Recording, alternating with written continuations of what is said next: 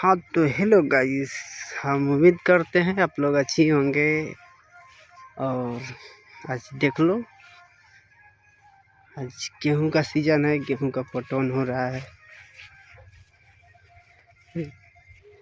अरे यार, बहुत इसमें मेहनत है जी, गाना फट जा रहा है सारा। देख लो, यही खेत है मेरा, यही पाट रहा है। देखो कितना समय लगता है इसमें। और ये हम लोग का सिवान है, देख लो इधर कितना बड़ा है।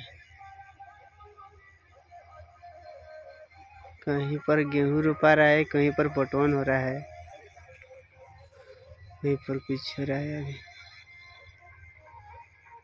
देख लो।